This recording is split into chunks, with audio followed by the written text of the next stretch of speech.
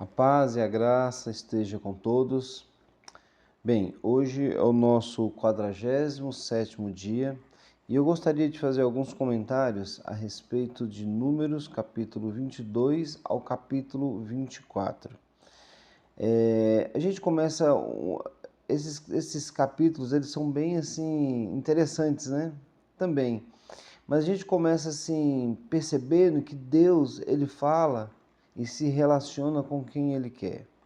Aqui a gente vê Deus falando com um profeta que não era de Israel, um profeta ímpio, um profeta avarento que só queria saber de ganhar dinheiro, mas Deus se relaciona com ele. Da mesma forma que Deus fala com, por exemplo, Melquisedeque, que não era de Israel, na época nem havia Israel, foi na época de Abraão. A gente vê Deus falando com Jetro, por exemplo, que é sogro de Moisés, que também não era do povo de Deus, e aliás deu um conselho muito bom para o seu genro, né? Para Moisés. Então a gente vê que Deus ele se relaciona com quem ele quer. E nessa situação aqui, Balaque ele era o rei de Moabe, ele era dos Moabitas. Balaque, quando vê o povo de Israel reunido, ele se assusta.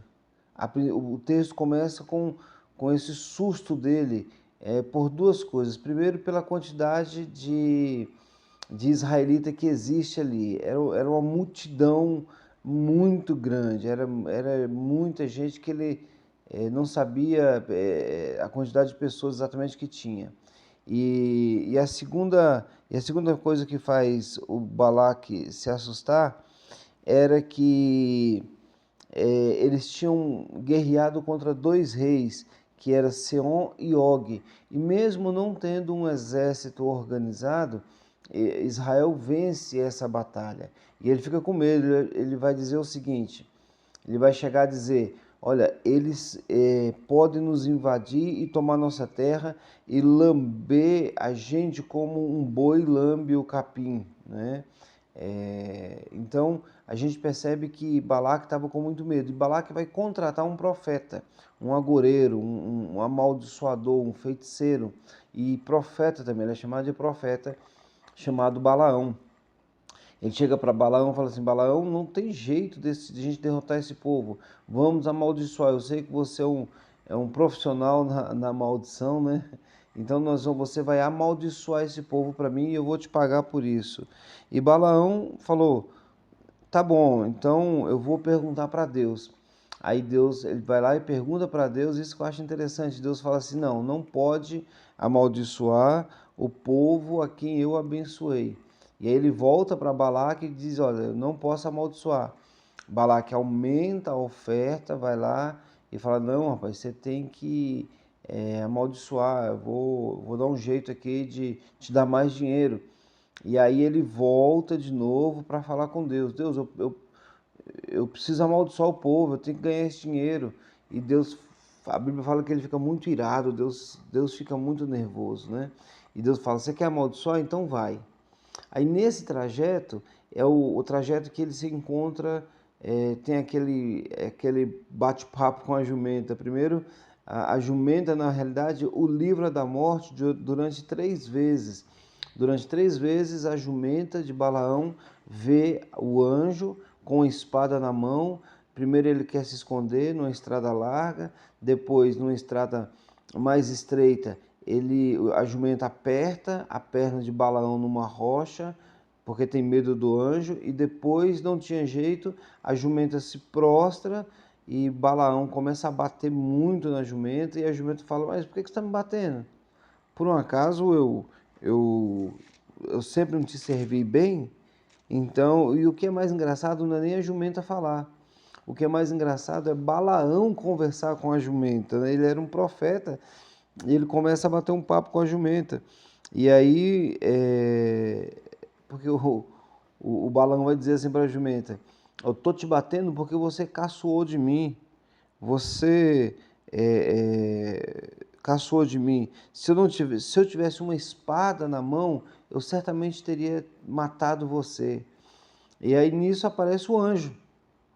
Quando Balaão vê o anjo, fala assim: olha, a jumenta te livrou. Eu estava querendo que você voltasse para você não amaldiçoar o povo. Mas se você ultrapassasse esse limite, você seria morto. O anjo ia matar Balaão. E aí ele fala assim: olha, eu pequei, ele vai se voltar para o Senhor. E aí Deus vai falar com ele: rapaz, você não pode amaldiçoar o povo que eu abençoei. E o que é interessante nisso, gente, é que a gente percebe que não há maldição que possa alcançar o povo de Deus. Salmo, lá no versículo 91, fala que praga nenhuma virá sobre a sua tenda. Fala que a maldição não pode te alcançar. Nenhum mal vai suceder a você. Inclusive aqui no versículo, deixa eu ver aqui que eu vi ele aqui também, fala que no versículo, capítulo 23, aqui ó, 23, versículo 23, fala que a feitiçaria e a adivinhação não valem nada contra o povo de Israel. Então, o povo de Deus não pode ser amaldiçoado. E hoje também é assim. Se alguém quiser fazer alguma macumba, algum mal para você, te lançar alguma praga, não, se você estiver no Senhor, não se preocupe, não vai pegar nada, porque Romanos capítulo 8 fala disso, que nada poderá nos separar do amor de Deus que está em Cristo Jesus. Aí ele cita um monte de coisa, nem morte, nem a vida, nem anjos, nem principado, nem nada, nem maldição, nem desejos, nem mal olhado, nada, irmãos, nada poderá nos separar do amor de Deus. Então não se preocupe se alguém chegar para você e falar: ó, você está amaldiçoado. Você fala: beleza, não estou amaldiçoado mesmo. Então, porque a bênção do Senhor está sobre nós. E aí, o Balaão, ele vai tentar amaldiçoar novamente, porque Balaão, ele só pensa em dinheiro. Ele é muito assim, muito miserável no sentido de querer dinheiro. Ele é muito avarento, né? Essa é a palavra certa. Ele era avarento, ele gostava, ele amava o dinheiro. E aí ele vai amaldiçoar, ele sobe no monte, só que aí Deus manda ele abençoar o povo e ele faz 4 profecias. Né? Ele faz 4 profecias. A primeira profecia que ele fala, ele está em cima do monte, e aí eu quero ler aqui a respeito da profecia. Ele vai profetizar ele vai profetizar o seguinte: Deus diz, Deus coloca no coração dele, e ele fala: eu gostaria de ser como os israelitas e morrer em paz. E Deus me disse, né, ele estava falando para Balaque, que eu não posso amaldiçoar um povo que ele abençoou. Então essa era a primeira profecia: não posso amaldiçoar o povo que ele abençoou, e eu preciso ser como esse povo e morrer em paz. Na segunda profecia, ele vai dizer assim: olha, Balaque, Deus não é homem para mentir e Deus não muda de ideia. E eu tenho uma visão no futuro, tenho uma visão de futuro. E nessa visão Deus está com eles e não há sofrimento. Eu vejo um povo alegre e feitiçarias e maldições não valem nada contra ele. E aí ele termina a profecia.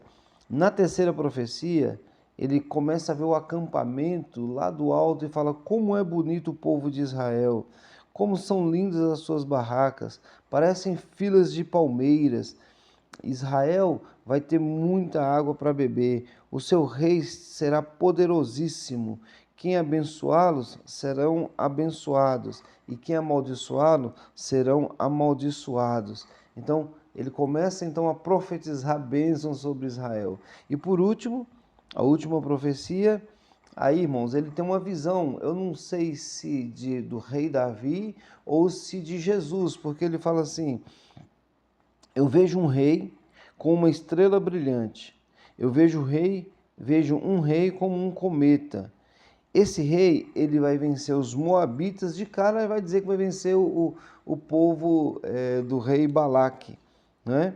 Ele vencerá os moabitas, ele vai vencer os edomitas e os poderosos amalequitas, que eram os mais poderosos daquele tempo, também será destruída por esse rei. Isso no futuro, ele está tendo uma visão futurística. E os queneus serão destruídos pela Assíria. Então a gente vê que Deus ele fala com quem ele quer e a gente precisa estar atento para ouvir a voz de Deus também. E minha conclusão é simples. A minha conclusão é que se Deus fala com um profeta que não é do povo dele, por que Deus não falaria com a gente? E qual é a forma de Deus falar com a gente? Através da palavra, principalmente. Mas ele pode falar fora da palavra? Pode, ele é Deus, ele faz o que ele quer. Eu não posso colocar Deus na minha religião, na minha caixinha, na minha igreja. Não, ele faz do jeito que ele quer.